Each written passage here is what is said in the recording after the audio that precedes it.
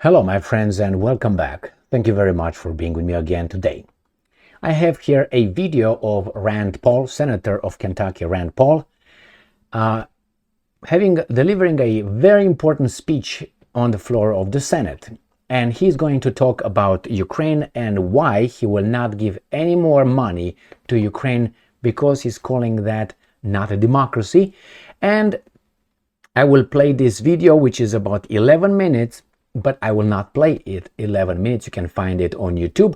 I will start with the beginning and I will go to the minute 6:45, where it's going to talk about Zelensky's, he calls them authoritarian tendencies. I call them tyrannical tendencies. And he's going to mention things that I mentioned before. Why? Because that's historical, it's historical evidence. There are facts, things that Zelensky did with the freedom of the press, canceling the elections and so on. And Rand Paul is going to provide you with information about those, including the fact why, or at least a justification why, he will not vote any more money for Ukraine. And he's going to say how much money US gave to Ukraine that we don't have. And first thing should be the American people and then others. Logical as hell.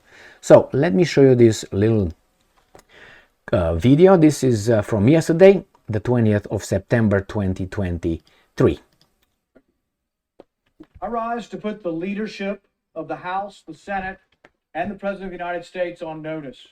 I will not consent to any expedited passage of any spending bill that provides any more American aid to Ukraine. It's as if no one has noticed that we have no extra money to send to Ukraine. Our deficit this year will exceed $1.5 trillion. Borrowing money from China to send it to Ukraine makes no sense. It's not as if we have some sort of rainy day fund sitting around, trillions of dollars at a pot of money. We're just going to send that to Ukraine. We're going to borrow it. When we borrow it and create new money to pay for that borrowing, we create the inflation. Logic as hell. And that's the reality. Plaguing our economy. Since the beginning of Russia's war in Ukraine, the American taxpayers provided Ukraine with $113 billion. Over the 583 days of war between February 24th, 2022 and the end of the month, that averages $6.8 billion per month, or $223 million per day. There's a lot of things that we need to fix in our country before we borrow money to try to perpetuate a war in another country. Yes. When will the aid requests end? When will the war end? Can someone explain what victory in Ukraine looks like? Now, I'm going to go to the minute 6:45 about, and he's going to talk about we support democracy in Ukraine, and he's going to say, what is democracy in Ukraine? Does that sound like democracy to you? And he's just going to use facts. Thursday night. Yeah, we'll see what we do. We got to wait for these guys. So I'll be back in a second. All right, we're back.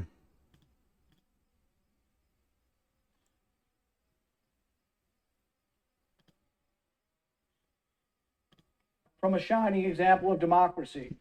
And while the strain of war can make for questionable government actions, we have to live with them when the war is over. For all the platitudes about America supporting democracy and making the world safe for democracy, the Woodrow Wilson advocates among us, the biggest recipient of American welfare, Ukraine, canceled its next presidential election. Freedom and democracy.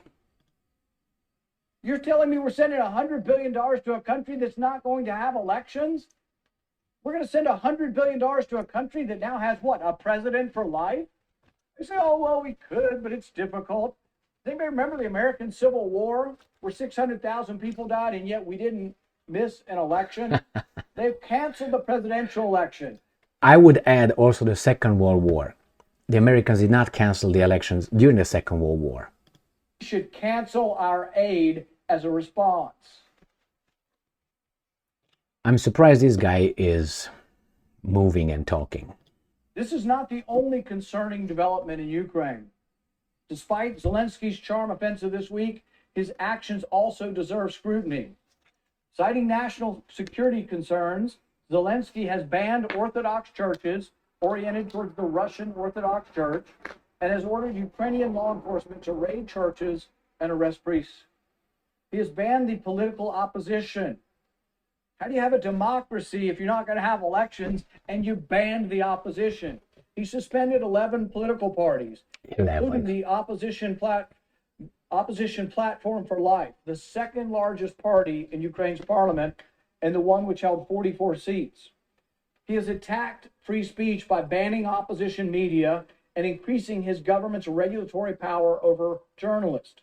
Hardly sounds democratic to me. Earlier this year, he signed into law a bill that allows Ukraine's state broadcasting council to regulate all media in Ukraine. The council can impose mandatory orders, fines, restrict content from search engines, and even outright suspend media outlets without a court decision. Hardly sounds very democratic to me.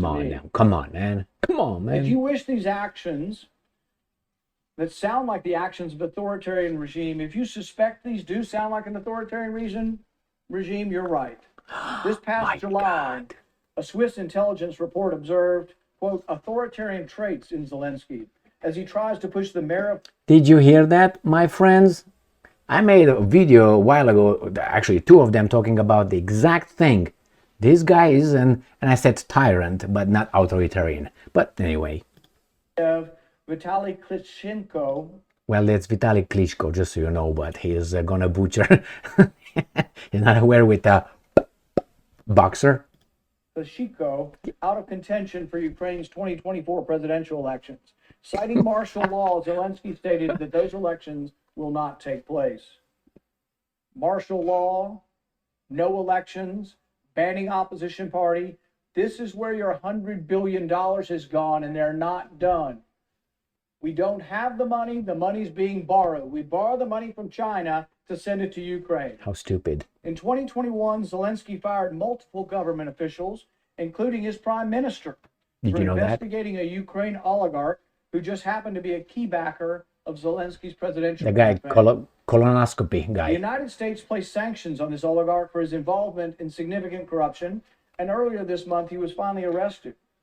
I call him colonoscopy. So Mr. Colonoscopy was, and they placed a bond of $12 million, and he refused to pay it, which tells me that he feels safer in Zelensky's care than being out in the open. Otherwise, he would be out and about to 3 locations: 1, London, Israel, or maybe United States of America. But nevertheless, they placed sanctions on this guy. That would remain probably Israel, the only one, because Israel will not extradite him. But he can't go there, I guess. Clearly, Ukraine and the regime are not paragons of democracy. Niet. But this is not just about what Ukraine is or is not with respect to government. This is about American interests and our national security. Yeah, how about that one? Every day this war continues is another spin of the roulette wheel with another chance of it stopping on Armageddon. And we are paying for the privilege. We cannot... Yes, my friend, and this is from Forbes. All right, this is, let me show you. Here you have it. So you can find it over there. I'm going to put it on the... I can maybe upload whatever on the comments box below. So you can just click on it. I will do that. So anyway, my friends, this is a guy who, I don't know how these guys are allowing him to be, whatever he said was 100% true. Now he just twisted a little bit here and there, but still it's, I would say, 98% exactly as it. There are some nuances, obviously, but yep, give more money. Take from me, give to Zelensky. Thank you very much for being with me again today. Stay strong, stay smart, look for the truth, and be just.